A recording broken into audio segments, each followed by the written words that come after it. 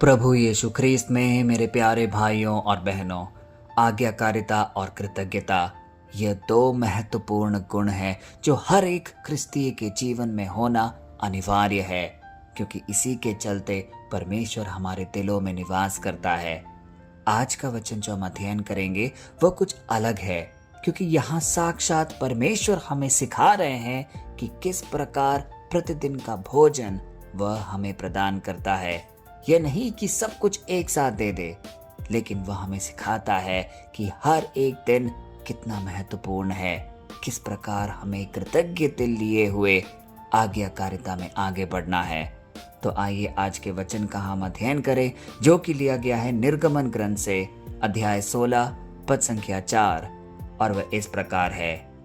तब यहोवा ने मूसा से कहा, देखो मैं तुम्हारे लिए आकाश से भोजन बरसाऊंगा, और ये लोग प्रतिदिन बाहर जाकर अपने दिन भर का भोजन इकट्ठा करेंगे, ताकि मैं इनकी परीक्षा लूं कि ये मेरी व्यवस्था पर चलेंगे कि नहीं। आज के इस वचन के पृष्ठभूमि को समझिए। इजरायली मिस्र की गुलामी से तो आजाद हो चुके थे, लेकिन लाल समुद्र पार करने के बाद जैसे ही वे सीन नामक मरुस्थल में पहुंचे, उनके पास भोजन लगभग खत्म सा हो गया था। वे मूसा को कोसने लगे और मिस्र के मांस के बर्तनों को याद करके रोने लगे। ऐसी कड़वाहट के बीच परमेश्वर ने उन्हें दंड नहीं दिया, उन्हें तुतकारा नहीं, त्यागा नहीं, बल्कि कहा, मैं आकाश से भोजन बरसाऊंगा। अब यहाँ रहस्य की बात यह है कि परमेश्वर ने यह कभी नहीं कहा कि मैं एक साथ तुम्हें सारा अनाज दूंगा, लेकिन हर एक दिन की खुराक उस दिन तुम्हें प्रदान करूंगा। प्यारे भाई और बहनों, यहाँ पर परमेश्वर इजरायलियों की परीक्षा ले रहे थे कि क्या वे उनके वचन को सुनकर अपने दिन का भोजन दिन में ही इकट्ठा करते हैं या लालच में पड़ जाते हैं। परमेश्वर ने नियम बनाया कि कोई भी व्यक्ति अगले दिन के लिए मन्ना बचा कर नहीं रखेगा। यदि कोई लालच में बचाता तो उसमें कीड़े पड़ जाते और वह बदबू मारने लगता। परमेश्वर एक तरीके से कह रहे थे कि मैं इनकी परीक्षा लेना चाहता हूँ कि ये मेरे वचनों पर चलते हैं या नहीं। यानी असली परीक्षा भोजन की कमी कभी नहीं थी, बल्कि असली परीक्षा कल के दिन के लिए मुझ पर भरोसा रखते हो या नहीं, यह थी। परमेश्वर उन्हें भीतर से मिस्र की वो गुलाम मानसिकता को निकाल फेंकना चाहते थे, जो उनको भविष्य को लेकर चिंतित रखती थी। अभाव के कारण वो डरे रहते थे।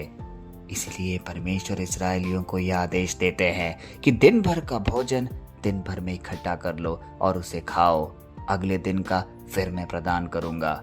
कितनी खूबसूरती से परमेश्वर हमें जीवन जीने की एक क्रिया समझा रहे हैं। कुछ ऐसा ही तो आज हमारे जीवन में भी होता है। कभी कभी हम मांगने पर आए तो इतनी चीजें परमेश्वर के सामने रख देते हैं कि आज ही हमें सब कुछ चाहिए, लेकिन आज परमेश्वर बड़ी खूबसूरती से हमें सिखा रहा है कि मैंने तुम्हारी सृष्टि की है, मैं देख रहा हूँ तुम्हारे अंदर क्या कमियां हैं, तुम्हें क्या चीज कब चाहिए, और उसी के अनुरूप तुम्हें मैं प्रदान करता रहूंगा। तुम लालच मत करो, फिक्र मत करो, मैं तुम्हारा दाता हूँ और मैं जानता हूँ कि तुम्हारे लिए क्या चीज किस समय उपयुक्त है। प्यारे भाई और बहनों, परमेश्वर चाहता तो 3 महीने का राशन एक साथ इजरायलियों को दे सकता था, लेकिन उसने ऐसा नहीं किया, क्योंकि वह नहीं चाहता था कि उसकी प्रजा राशन का गोदाम देखकर उसे भूल जाए। वह चाहता था कि इजरायली हर सुबह आंख खोलते ही सबसे पहले अपनी जरूरतों के लिए उसकी ओर देखें। यह वचन हमें सिखाता है कि आत्मिक जीवन कोई संडे टू संडे का खेल नहीं है या एक दैनिक संगति का। आपको हर दिन हर सुबह परमेश्वर की हुजूरी में आकर अपने दिन भर का आत्मिक और भौतिक मन्ना इकट्ठा करना ही होगा। इसी के स्वरूप हमारे प्रार्थना सभा को देखिए। हर दिन आपको वचन परोसा जा रहा है, परमेश्वर का जीवित वचन। किसी एक दिन प्रार्थना सुनना और दूसरे दिन ना आना, ये गलत है।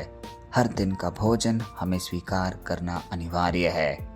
प्यारे भाइयों और बहनों, जब जब हम परमेश्वर का वचन सुनते हैं और उसका अध्ययन करते हैं, हमारे दिलों में एक सुकून सा चलता है, क्योंकि हम जानते हैं कि यह वचन हमें जीवन जीने की क्रिया समझा रहा है, गलत रास्ते में ना पड़ने की शिक्षा दे रहा है, और हम इससे कभी दूर नहीं जाते।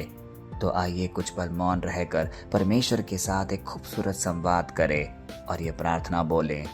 हे सर्वशक्तिमान, आकाश के झरोखे खोलकर बंजर मरुस्थल में भी मन्ना बरसाने वाले और अपने बच्चों को कभी भूखा ना सुलाने वाले प्यारे जीवित यहोवा परमेश्वर, आज हम तेरे इस अत्यंत व्यवहारिक, संतावना देने वाले और सत्य से भरे वचन के सामने अपने सिरों को झुकाते हैं। हे प्रभु, हमें हमारी उस घबराहट, लालच और कल की अनगिनत चिंताओं के लिए क्षमा कर, जिसके कारण हमने कई बार तेरे आज के चमत्कार को देखने के बजाय कल के अभाव का रोना रोया। हे प्यारे यीशु, आज इस प्रार्थना सभा में जितने भी भाई बहन उपस्थित हैं, जिन भी आर्थिक जरूरतों को या अपने बीमारियों को लेकर या नौकरी के अभाव को लेकर वह चिंतित है, आज अपने सामर्थी नाम से वह सब कुछ दूर कर दे। आज की रात वह जब सोए तो एक सुकून की नींद सोए। हे पिता, हम जानते हैं कि तू हमें देख रहा है। तू हमें देख रहा है कि किस प्रकार हम हर दिन तेरे सामने तेरे वचनों पर अध्ययन कर रहे हैं। हमें इसका फल जरूर प्राप्त कराइएगा। हमारे परिवार को चंगाई दीजिएगा।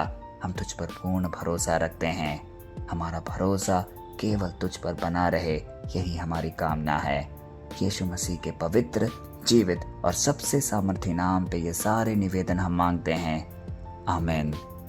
प्यारे भाई और बहनों, आज के बाद जब भी चिंता आपके मन में ये सवाल उठाए कि कल मेरा क्या होगा, तो तुरंत सीधे खड़े होकर अपने हाथों को खोलना और पूरे अधिकार के साथ ये घोषणा करना, मैं कल के अभाव से डरने वाला लाचार इंसान नहीं हूँ। मेरा स्वर्गीय पिता हर दिन मेरे हिस्से का मन्ना आकाश से बरसाने के लिए पूरी तरह वफादार है। मुझे अपनी इंसानी चालाकी से चिंताओं के गोदाम भरने की जरूरत नहीं है। जब जब मेरा आज मेरे यहोवा के हाथों में सुरक्षित है, तब तब मुझे कुछ नहीं बिगाड़ सकता। कोई ताकत मेरा अहित नहीं कर सकती। उसकी अलौकिक बहुतायत मेरे साथ हमेशा बनी रहेगी। परमेश्वर की असीम कृपा, उसकी आशीष और परमेश्वर का टूट अनुग्रह हमारे साथ हमेशा बनी रहे। जय मसीह की।